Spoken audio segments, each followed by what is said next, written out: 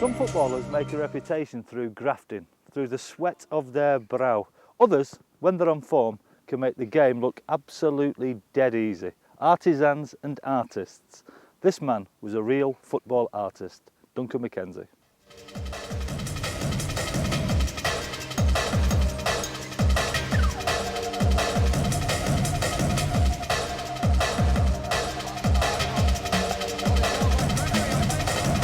Couldn't get to it. McKenzie does!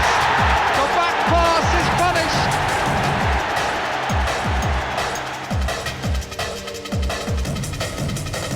Still keep a pretty close tab on the game then? Oh yeah, I mean I love it. I mean I could never have been a manager or a coach. I can't believe these people that do it. You know, I admire them in many respects. I think it's so tough for them. You know, I mean it just wasn't for me. I mean I'd much rather be on the periphery, on the outside, looking in, and I'm like a big punter at heart, really. Has this changed a lot since your playing days, eh? It hasn't. No, I mean all the setup here is just the same. I mean it was a very advanced club when I was here as a player. Sir John Moore's, of course, and I suppose his money, you know, laid the foundations for all this. And you know, it's a tremendous setup. It really is. You know. Cars are a bit posh, though, aren't they? Yeah, they are. I mean, it's like, well, it was only a generation before me. They used to turn up on a bike, you know. And when Harry Catterick's days, I mean, probably Howard will tell you a bit later on, you know, that they used to have a book outside and you have to sign in blue pen and red pen.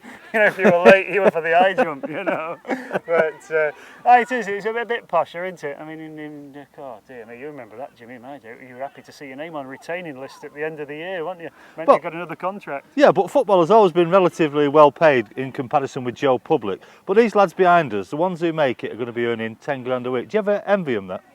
Yeah, I mean, I think it's a fine line between jealousy and envy. I mean, I think we've all fought for this, and I think it's great. I mean, because they're doing well, I'm doing well, and people like me are doing well, because there's a whole new industry, and it's not just about football today, is it? It's about the whole environment, and you look at all the people on the outside, people like me who played in the 70s, and we're getting an awful lot of coverage on the television. They're looking back, and I think it's all smashing, to be honest with you. Well, you dressed it up very well, but it means me and you don't have to have a real job is the main thing, isn't it? Well, out to avoid working for a living, mate. I mean, I didn't work when I played. I'm not going to start now.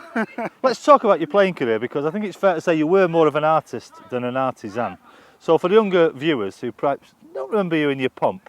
Well, yeah, I used to do daft things like nutmeg people and backheel the ball over different people's heads and all that sort of thing. I did it once to Bobby Moncur up at Newcastle, and when I got the ball between my legs, threw it over my head and over his head, and he punched me straight on the chin, like, and he went, "Don't blame him." He said, "Not on my own patch," and I was on, sorry. But it was much less stressful when we played. You know, I mean, nowadays, in fairness to the lads out here, everything's scrutinised. We were on the telly occasionally, and not every time we kicked a ball. I mean, now everything these do is monitored by the world, isn't it?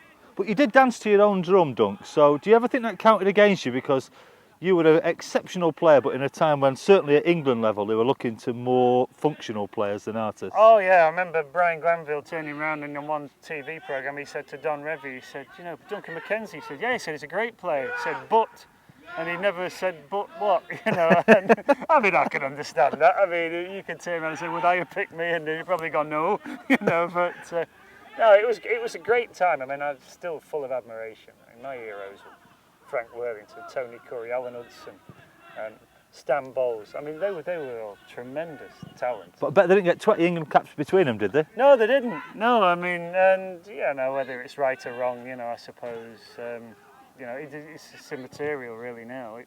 We all had a good time when we played. That was the most important thing. It was a great period. You know, we enjoyed ourselves. Now, one of the managers you played for was a certain Brian Clough Esquire. What was that like? It was all right. Now, Cloughie was totally different to most people's imagination of him. It was this brash, outrageous chap. Yeah, he could be. I mean, in many respects, I think he projected his own image to that. But, I mean, he was a pussycat if ever confronted, you know, if you ever had to go back at him. I mean, I remember when I just signed for Leeds, and it was infamously smoking 40 fags a day at the time. And I just walked into the changing room and he's gone, hey, he said, Smokey, you pack them fags in or get yourself another club. And I just said, that's fine, where am I going? He went, very funny, and walked out.